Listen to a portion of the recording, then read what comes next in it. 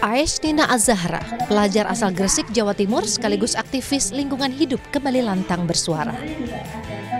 Jumat lalu, Nina mengirimkan kompilasi 862 surat yang terkumpul dari siswa SD hingga SMA di Jawa Timur yang ditujukan untuk para capres. Lewat surat itu, Nina berharap para capres membuka mata tentang kerusakan lingkungan yang terjadi di Indonesia. Menurut Nina, pemerintah saat ini belum serius menanggapi permasalahan lingkungan. Adalah yang pertama ya, tuntutan pertamanya adalah tentang masalah yang sering kali kita rasakan, yang kita lihat, yang kita dengar gitu ya. Seperti hilangnya kawasan hijau, deforestasi, sungai tercemar akibat sampah plastik, laut tercemar, pengelolaan sampahnya masih buruk, kemudian Indonesia menjadi tempat sampah negara maju ya, sampah impor, kemudian udara tercemar.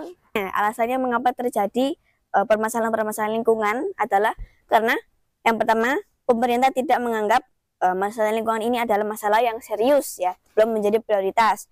Kemudian problem sampah tidak menjadi isu yang harus segera diatasi gitu ya. Kemudian pemerintah membiarkan Indonesia menjadi tempat pembuangan sampah oleh negara maju ya, diimpori sampah.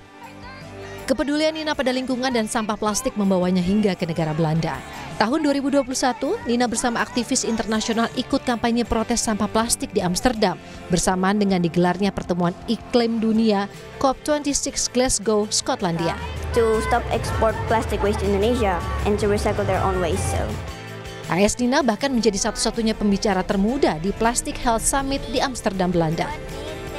Data Kementerian Lingkungan Hidup dan Kehutanan sampah plastik Indonesia tahun 2022 mencapai 12,54 juta ton dari sekitar 69 juta ton sampah yang dihasilkan masyarakat. Indonesia juga mengimpor sampah plastik dari sejumlah negara maju, di antaranya Amerika, Belanda, dan Jerman. Kerusakan lingkungan akibat sampah plastik tak bisa dipandang sebelah mata. Pemerintah harus mengedepankan masalah lingkungan hidup agar Indonesia punya masa depan yang lestari. Tim Liputan, Kompas TV. Keprihatinan soal sampah plastik dan kondisi lingkungan saat ini mendorong Ais Nina Surati 3 capres. Apa yang ingin disampaikan? Kita langsung tanyakan kepada Nina. Nina, jadi apa sebenarnya mendorong Nina mengirimkan surat-surat ini dan seperti apa responsnya sejauh ini?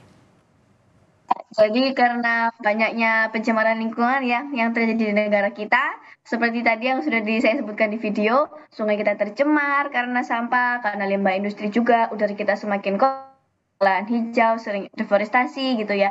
Dan sampah plastik kita ya, sampah rumah tangga kita ini sebenarnya belum begitu terkelola dengan baik. Buktinya, menurut studi terbaru, sampah kita dari Sungai Cisadane itu sudah mengalir hingga ke negara Afrika, pantai Seychelles, yaitu itu sangat memalukan ya, karena negara kita itu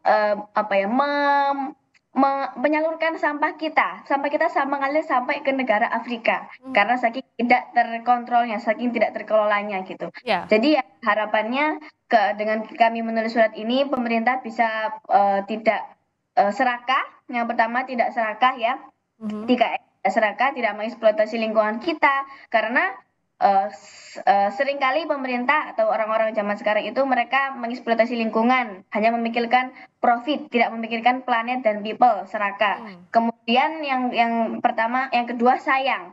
Jika seseorang sayang dengan sesuatu pasti akan diperjuangkan kan Mbak gitu ya. Jadi pemerintah sekarang harus menyayangi kita sebagai generasi muda, generasi penerus ya, Gen Z, generasi Z, kita yang akan tinggal di Indonesia besok. Jadi jika terus dibiarkan pencemaran ini terus terjadi, maka akan terjadi dampak yang buruk. Dan yang akan terkena dampaknya adalah kita, generasi Z gitu. Jadi mereka harus sayang kepada generasi Z. Nah, kemudian Oke, lanjutkan silakan.